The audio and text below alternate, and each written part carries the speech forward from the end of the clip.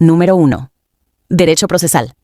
El derecho procesal fue muy importante para los romanos. Ellos pensaban que si existía una acción para reclamar algo, entonces existía un derecho. Un hecho importante fue el nacimiento del derecho honorario, que surgió cuando el pretor peregrino tuvo que resolver conflictos entre extranjeros o entre extranjeros y ciudadanos romanos. A partir de estas normas procesales nació esta rama del derecho. En Roma, el derecho procesal civil regulaba casi todos los asuntos judiciales, excepto los delitos públicos, crimina, que tenían un procedimiento penal diferente. En un proceso intervienen principalmente actor o demandante, persona que presenta la acción para que se reconozca, declare o haga cumplir un derecho. Demandado o reus, persona que niega ese derecho o que no ha cumplido una obligación.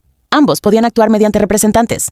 Cognitor, representante nombrado de forma solemne ante la otra parte y el tribunal. Procurator, representante común, nombrado generalmente mediante un mandato y sin necesidad de la presencia de la otra parte. Número 2. La acción 2.1. Concepto de acción. La acción es uno de los elementos más importantes del derecho procesal. Es el poder que tiene una persona para acudir ante un juez o tribunal y pedir la solución de un conflicto o la protección de un derecho que ha sido vulnerado. La acción es el medio por el cual una persona accede a la justicia. Cuando se ejerce una acción, se pone en marcha el sistema judicial mediante una demanda en materia civil o una denuncia o querella en materia penal. 2.2. Los 3 elementos de la acción. Para que exista una acción válida, deben existir 3 elementos. A. Sujetos. Sujeto activo, actor o demandante, quien presenta la acción. Sujeto pasivo, demandado, contra quien se dirige la acción. Órgano jurisdiccional, el juez o tribunal encargado de resolver el conflicto. B. Objeto, es lo que se pide al juez. Por ejemplo, pago de una deuda, divorcio, recuperación de una propiedad, draw. C. Causa o título, es el motivo o fundamento de la demanda. Por ejemplo, incumplimiento de un contrato, accidente de tránsito. Número 3. Concepto de acción en Roma. En el derecho romano, se consideraba que un derecho solo existía si había una acción para reclamarlo. El jurista Gallo llamó a esta materia derecho de las acciones. Ius actionum. La palabra acción tenía 3 significados. 1. Una rama del derecho. 2. El derecho de acudir ante un juez para reclamar un derecho. 3. La pretensión concreta presentada dentro de un juicio. Definiciones clásicas. Celso definió la acción como el derecho de reclamar judicialmente lo que se le debe a una persona. Definición procesal. La acción era el acto mediante el cual el demandante acudía ante el tribunal para obtener una sentencia favorable. En la época más antigua, el actor debía pronunciar palabras exactas y realizar ciertos gestos rituales. Cualquier error podía hacer perder el juicio. Número 4. Concepto de acción en Bolivia. En Bolivia, la acción es el poder legal que tiene una persona para presentar un reclamo ante un juez o tribunal. Se distinguen 3 conceptos. Acción. Derecho de acudir a la justicia. Pretensión. Lo que específicamente se pide. Demanda. Documento mediante el cual se presenta la acción y la pretensión. 4.1.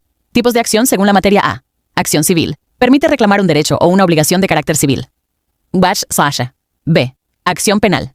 Nace cuando se comete un delito. Genera 2 acciones. Acción penal. Busca investigar el delito y sancionar al responsable. Acción civil derivada. Busca reparar los daños causados por el delito.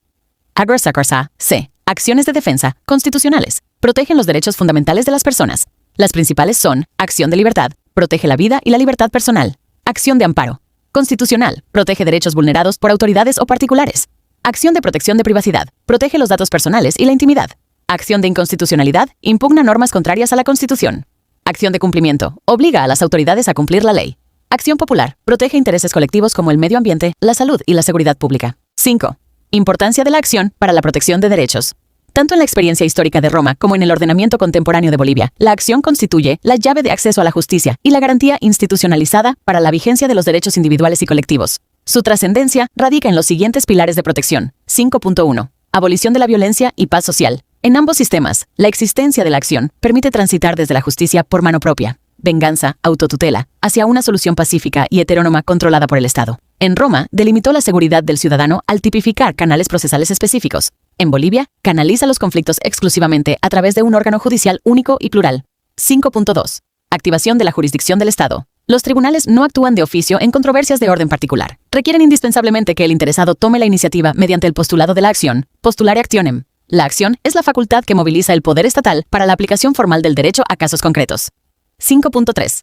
Resguardo frente al abuso del poder y de terceros. En Bolivia, la acción, particularmente a través de las acciones de defensa instituidas, funciona como una coraza protectora y un límite explícito frente a los excesos, arbitrariedades o vías de hecho de las autoridades públicas o corporaciones privadas. 5.4. Activación de las garantías jurisdiccionales de reparación.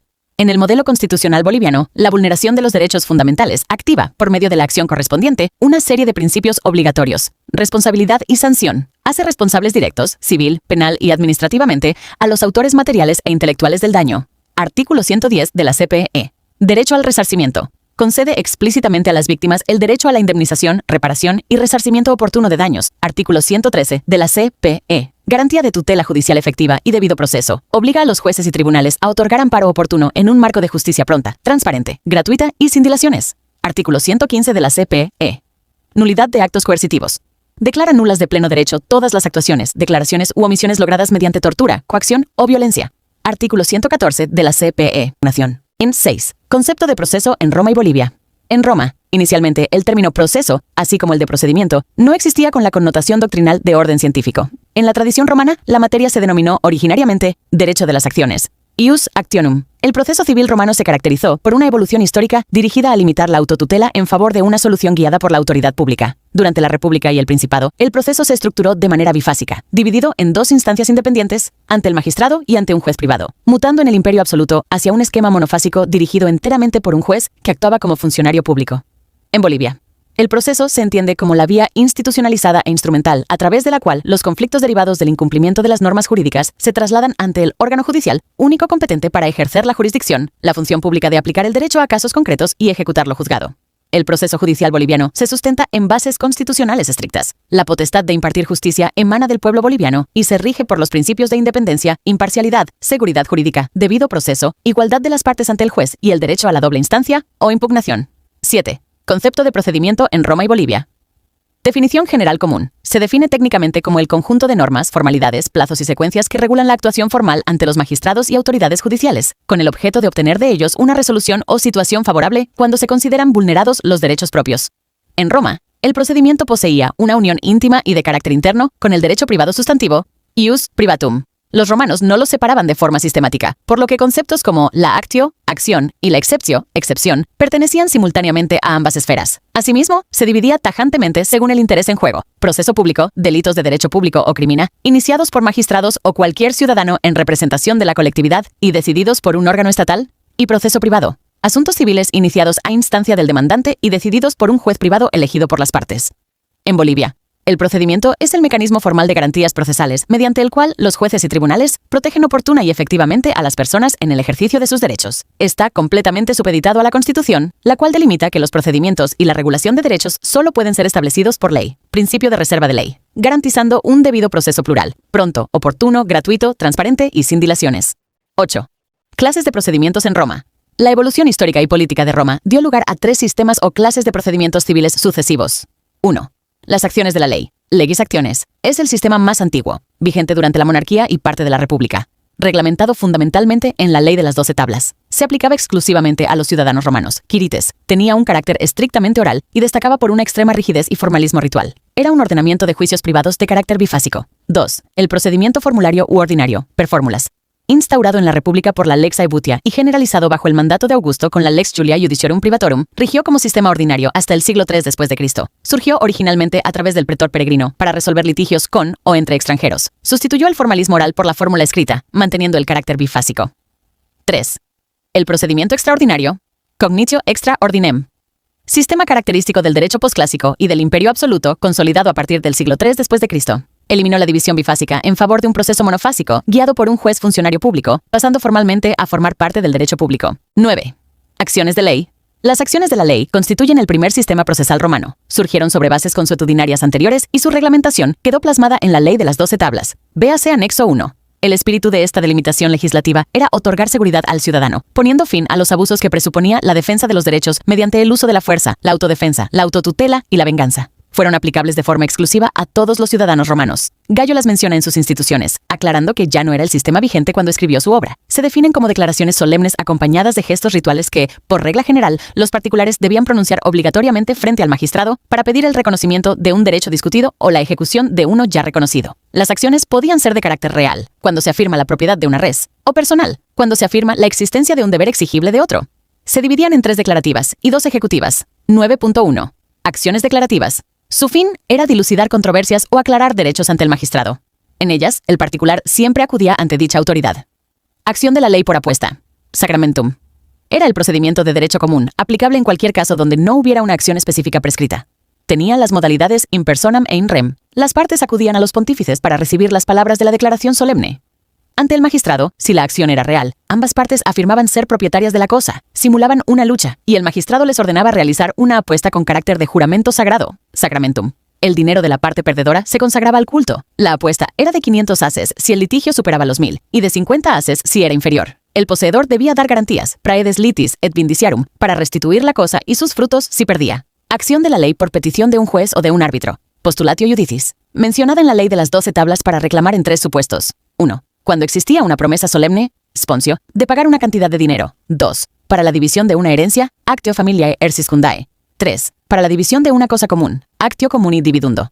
Acción de la ley por requerimiento, condictio, creada por la lex Cilia para obligaciones de sumas determinadas, certe pecuniae, y por la lex Calpurnia para cosas ciertas, omnicerta re.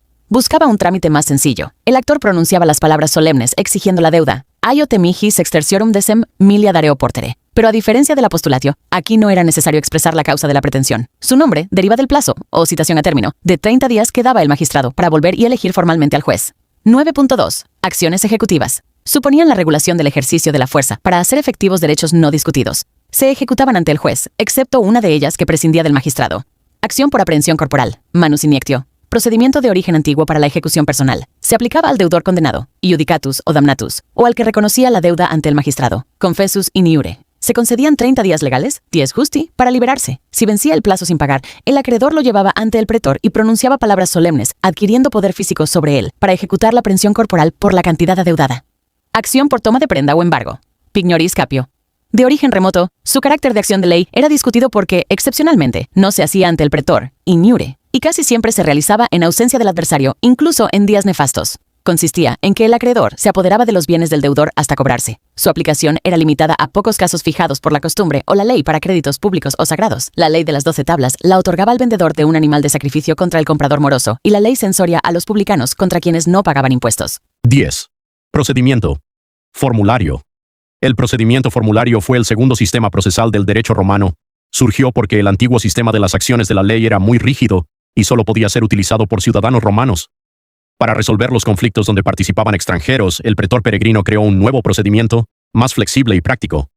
Con el tiempo demostró ser más eficiente y terminó reemplazando completamente al sistema anterior. 10.1. Origen del procedimiento formulario. El procedimiento formulario nació por 3 razones principales. El sistema anterior era demasiado formal y difícil de aplicar. El crecimiento del comercio y la llegada de extranjeros hicieron necesario un proceso más flexible. El pretor peregrino creó este nuevo sistema para resolver esos conflictos. Más adelante, la Lex Aebutia permitió elegir entre el sistema antiguo y el nuevo. Después, la Lex Julia estableció que el procedimiento formulario sería el único sistema para los juicios privados. 10.2. Características. Las principales características fueron: eliminó los rituales y formalismos excesivos. Se utilizó un documento escrito llamado fórmula, que contenía las instrucciones para el juez. El proceso tenía 2 etapas: in iure, ante el magistrado; apud iudicem, ante el juez. El juez debía decidir siguiendo exactamente lo que decía la fórmula. La condena normalmente consistía en el pago de dinero. 10.3. Fases del procedimiento. Primera fase, in iure, ante el magistrado. En esta etapa, el demandante presenta su reclamación. El demandado es citado. El magistrado analiza si la demanda procede. Se redacta la fórmula, donde se establecen los hechos, la pretensión y las instrucciones para el juez. Finalmente se realiza la litis contestatio, que deja oficialmente iniciado el juicio. Segunda fase, apud iudicem, ante el juez. En esta etapa, el juez escucha a ambas partes, analiza las pruebas, dicta la sentencia. Con la sentencia termina el proceso y la decisión se vuelve obligatoria. 11. Procedimiento extraordinario. El procedimiento extraordinario fue el último sistema procesal del derecho romano. Apareció durante el Imperio y sustituyó al procedimiento formulario. Su principal diferencia fue que todo el proceso era dirigido por un juez funcionario del Estado, sin dividirse en 2 etapas. 11.1. Características del procedimiento extraordinario. Sus principales características fueron: el proceso tenía una sola etapa. El juez era un funcionario del Estado nombrado por el emperador. Desapareció la fórmula escrita. Se aceptó la contrademanda. La sentencia podía ordenar el pago de dinero o la entrega de un bien. Por primera vez apareció el recurso de apelación, permitiendo revisar la sentencia ante un juez superior. 11.2. Desarrollo del proceso. El procedimiento seguía estos pasos. El demandante presentaba la demanda. El demandado respondía. Ambas partes exponían sus argumentos. Se presentaban las pruebas. El juez dictaba la sentencia. Si alguna parte no estaba de acuerdo, podía presentar una apelación. Finalmente se ejecutaba la sentencia. 12. Clases de procedimiento en Bolivia. En Bolivia, la Administración de Justicia se organiza en 4 jurisdicciones principales. Jurisdicción ordinaria, resuelve asuntos civiles, penales, familiares, comerciales y otros. Jurisdicción agroambiental, conoce casos relacionados con tierras, medio ambiente, bosques y recursos naturales. Jurisdicción indígena originaria campesina, aplica las normas y procedimientos propios de los pueblos indígenas. Justicia constitucional, protege la Constitución y los derechos fundamentales mediante el Tribunal Constitucional. 13. Organización judicial en Roma y Bolivia. En Roma, la organización judicial cambió con el tiempo. Durante la monarquía, el rey era el juez supremo. En la República y el Principado, el pretor dirigía el proceso y un juez privado dictaba la sentencia. En el imperio, toda la función judicial quedó en manos de jueces funcionarios del Estado. En Bolivia, la justicia se organiza en diferentes jurisdicciones que tienen la misma jerarquía constitucional: ordinaria, agroambiental, indígena originaria campesina, constitucional. Además, existe el Consejo de la Magistratura, encargado de supervisar y controlar la administración de justicia. 14. Magistrados y jueces en Roma. En Roma existían 2 figuras importantes: magistrados. Eran autoridades públicas con funciones jurisdiccionales. Organizaban el proceso y aplicaban el derecho. Tenían la facultad de conceder acciones y nombrar jueces. Jueces. Eran ciudadanos particulares elegidos para resolver un caso específico. Escuchaban a las partes, analizaban las pruebas y dictaban la sentencia. 15. Magistrados y jueces en Bolivia. En Bolivia, la Constitución y la Ley número 025 regulan la organización judicial. Magistrados. Son las máximas autoridades del órgano judicial y forman parte del Tribunal Supremo de Justicia, Tribunal Constitucional Plurinacional, Tribunal Agroambiental, Consejo de la Magistratura. Jueces. Son quienes conocen y resuelven los procesos en los diferentes juzgados del país. Ingresan mediante la carrera judicial y el concurso de méritos.